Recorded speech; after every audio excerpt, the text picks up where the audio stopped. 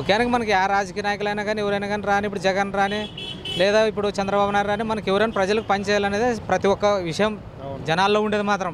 జనాల్లో ఇప్పుడు ఏముందంటే, ఇప్పుడు చంద్రబాబు నాయుడు ఏం చేస్తున్నాడంటే ప్రతి ఒక్కరు గృహ మహిళల్లో అందరికీ లేడీస్కి అందరికీ ఇప్పుడు ఒకరికి 10,000 ఇస్తున్నాను, చెల్లి ఇస్తున్నాను అనే దాంట్లోన గందరగోళంలో ఏమైంది ఏం జరిగిందనే విషయంలో ఇది ఉంటే చంద్రబాబు నాయుడు చేసిన సమస్య బజార్లో ఆడదాన్ని కొట్టి ఇంట్లో పోయి సంసారం చేసిన తర్వాత కొంచెం బాధ ఉంది ఆయనకు కూడా.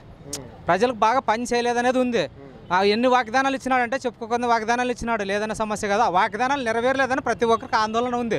కొంతమందికి ఇప్పుడు పింఛన్ వచ్చింది, అది వచ్చింది అనేది కాదు, మరి నెక్స్ట్ గెలిచిన తర్వాత ఏం చేస్తాడో ఆలోచనగానే ఉంది జనాలకు. మళ్ళీ మరి పొరపాటు పడాల్సి మనకి ఇది రాజకీయం అనేది సమస్య కానీ నా రాజకీయంలోనైతే లేను నేను.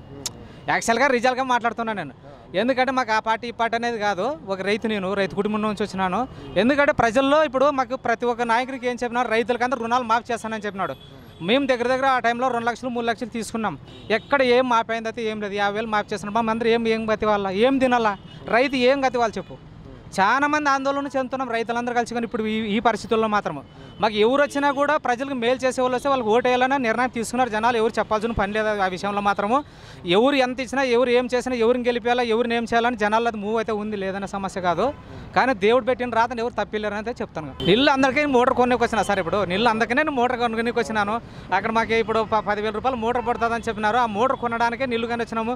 గ్రామాల్లో నీళ్ళు లేక ఇప్పుడు మోటార్లు ప్రతి ఒక్కరికి మోటార్లు పెట్టుకుంటే నీళ్ళు ఎక్కుతున్నాయి, లేకపోతే లేదు సార్. అసలు నీళ్ళే లేవు. నీళ్ళు ప్రాబ్లం ఎంత ఉండదంటే ఇంటింటికి అప్పుడు ఏం చెప్పినారు, నల్ల వస్తుందని నీళ్ళు వస్తున్నాయి, లేదా తాగడానికి ఫిల్టర్లు పెడుతున్నామా, ఫిల్టర్ మెటీరియల్ ఇస్తున్నాం, మొత్తం ఇల్లుకి ఐందాలు ఇస్తున్నామని చెప్పినారు. వాగ్దానాలు చేసినారు. ఇప్పటి వరకు ఎక్కడ వాగ్దానాలు చేసింది లేదు, ఎక్కడ ఏం చేసింది లేదు. ఎవరికో నీకు ఒక్కరికి తెలిసే అయిపోతుంది. ప్రజలందరికీ తెలిసినప్పుడు అయితేనే మనం గుర్తింపులో ఉంటాం. కానీ కొంతమంది కొంతమంది తినకపోతే ఇప్పుడు అక్కడ ఉన్న రాజకీయాలు పొలిటికల్ నాశనం చాలా మంది తింటూ వాళ్ళు ఎంజాయ్ చేస్తున్నారు తప్ప ప్రజలు మా రైతులు అనే వాళ్ళు ఎవరు ఎంజాయ్ చేయడం లేదు. చాలా వాన లేక వర్షాలు లేక ఎంత బాధపడుతున్నాం, ఎంత నరకం అనిపిస్తున్నామంటే ఈ జీవితం ముద్రైనా అనేంత నరకం అనిపిస్తున్నాం. ప్రతి ఒక్కరు మేము లక్షలు పెట్టి కోట్లు పెట్టి ఇప్పుడు బోర్లు వేపించుకొని చేనులు పండట్లేదు. నీళ్ళు లేవు ఇప్పుడు. మాకు ప్రజలకు నీళ్ళు లేవు, తాగడానికి నీళ్ళు లేవు మాకు ఇప్పుడు.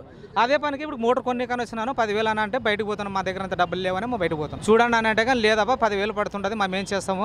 నీళ్ళు ఎక్కట్లేదు ఊరిలో. ప్రతి ఒక్క ఇంటికి సమస్య అంటే నీళ్ళు సమస్య ఎట్లుందంటే చెప్పుకోకుండా సమస్య ఉంది. ఏందా రోడ్లు వేస్తున్నారు, రోడ్లు ఎవరు కావాలి, ఇప్పుడు నీళ్ళు కావాలి, ప్రస్తుతానికి బతకడానికి నీళ్ళు కావాలా.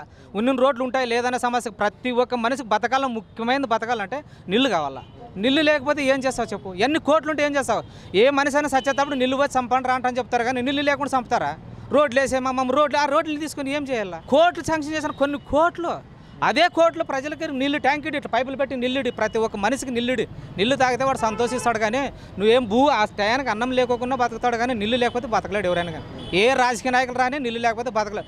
వాళ్ళ స్వార్థాలు వాళ్ళు చూసుకుంటున్నారు తప్ప ఇప్పుడు ఏదో పెట్టినామో మనం చేస్తున్నాం మాకు వేస్తారు అనేది అదైతే అసభ్యం. ఎవరు నీలో ఉండింది నేనేం మార్చలేను, నాలో ఉండింది నువ్వు మార్చలేవు. అది మాత్రం వాస్తవం చెప్తాను. మనం ఏమంటామంటే సార్, గవర్నమెంట్ మారితే కానీ బాగుంటుందని అందరికి ఉద్దేశం ఉంటుంది, లేదనేది కాదు. ప్రభుత్వం ఇప్పుడు ఎవరు వచ్చినా మనకు మేలు చేయాలనేది మనకు ఉద్దేశం. ఇప్పుడు మన చంద్రబాబు నాయుడు అనే కాదు, ఇంకోటనే కాదు, ప్రభుత్వం మారాలనేది అందరికి ఉద్దేశం ఉంటుంది, లేదనేది కాదు.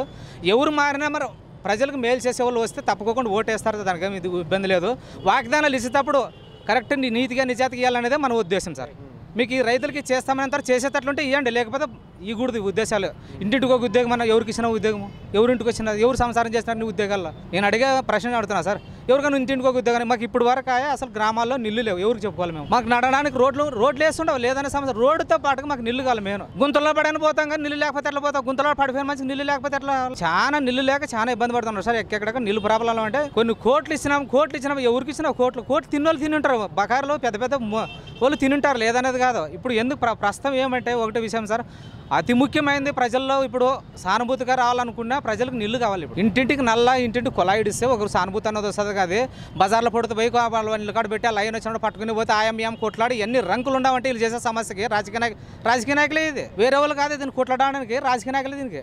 ఎందుకంటే ఇప్పుడు నల్ల కట్టరని పోతావు, నీకు నల్ల బోర్ ఉంది, నువ్వు వేసుకున్నావు, నీకు దగ్గర కొద్దిగా డబ్బులు ఉందని నువ్వు వేసుకుంటావు. డబ్బులు లేని మ్యాటి వల్ల అతి ముఖ్యమైనది ఇప్పుడు ఈ రాజకీయ పార్టీ ప్రకారం నన్ను అడిగితే మాత్రము చాలా మంది బీదా వాళ్ళు ఎక్కువ ఉన్నారు సార్. ఏం లేకున్న వాళ్ళు ఉన్నారు. వాళ్ళని ఆదుకోమని చెప్తున్నాం. మాకు ఇప్పుడు బకాయి వాళ్ళని ఆదుకోవద్దు, బీదా వాళ్ళని ఆదుకోండి. ఇప్పుడు పొద్దురాజు గ్రూప్లో ఆడుకున్నావు, లేదన్న సమస్య కాదు.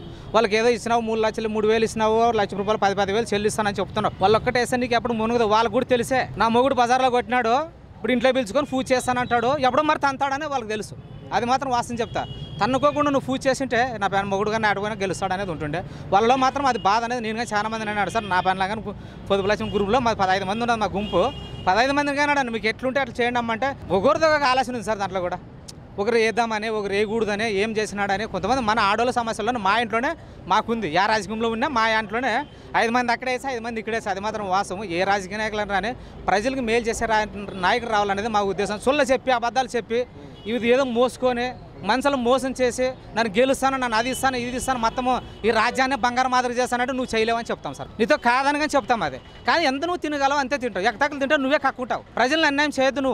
నువ్వు తిండికి తిని నువ్వు మా మంది ఎదురు కక్కితే మాకందరూ వాసన పట్టేది. ఈ వీడియో గనుక మీకు నచ్చినట్లయితే లైక్ చేయండి, షేర్ చేయండి. మరిన్ని వీడియోస్ కోసం మా ఛానల్ను సబ్స్క్రైబ్ చేయండి.